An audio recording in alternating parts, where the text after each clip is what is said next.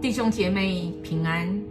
我们今天要来看以赛亚书第10章24到34节，其中27节这样说：在那日，我要从亚述的强权下把你们解救出来，他们的枷锁不再成为你们肩膀上的重担。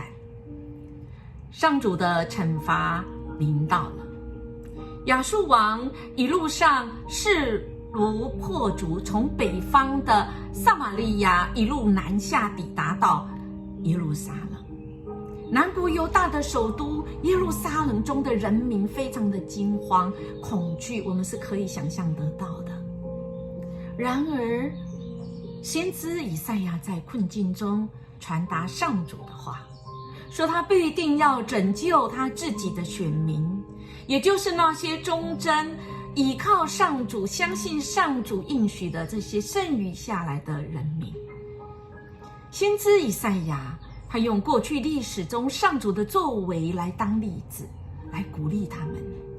例如他们曾经在他们前辈这个厄利为战胜这个米甸，又如何带领他们离开埃及一样，再次来陈明上主他施展他的大能，使亚述的这个重担是可以离开上主的百姓的肩头上，而且使他们的这个恶可以离开他们的景象。虽然亚述大军逼近，压迫领导，但是上主的手一直没有离开。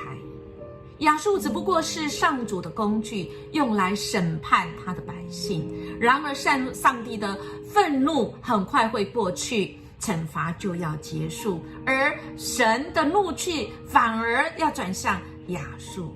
他用鞭子要来打亚述。所以亲爱的大家，在今天的经文20到27节再一次来应许他的百姓，神应许他的百姓说，在犹大里必要逃脱。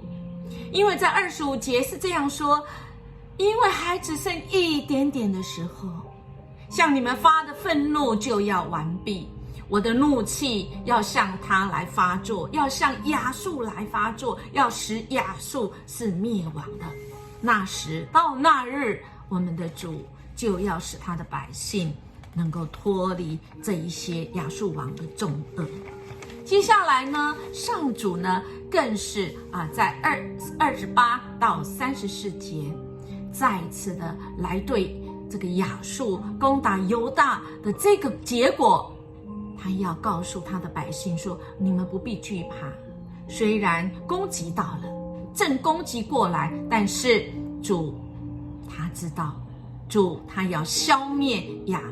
亚述王，那犹大仍然会存在。我们从今天的经文，今天的章节，我们从昨天就看到，不管第3节12、16、22到今天25到26、33到34节，我们都看到每一段上主他都出动，主动的出动介入。我们的主掌权，我们的主做事，神兴起来要来惩罚那骄傲的，他要施行公义，有愤怒主要向那有能力的骄傲的要来倾覆他们，因为神是行动的主。亲爱的弟兄姐妹，你所信靠的主是行动的主，我们呢，我们就要快快来悔改归向主。我们正在困苦中，就像上主的这一些犹大国的百姓吗？不要绝望，主知道，主主动会出击，唯有我们悔改归向他，专心来跟随主。我们一起来祷告。主，我们谢谢你给我们的应许，主，我们要快转回转来归向你，我们全心依赖你，相信主你是应许，你的应许是会应验。谢谢主，我们这样祈求祷告，奉耶稣基督的名求，阿们。愿我们今天依靠神，我们能够度过各种的难关，我们可以将荣耀归给我们的主。我们明天见。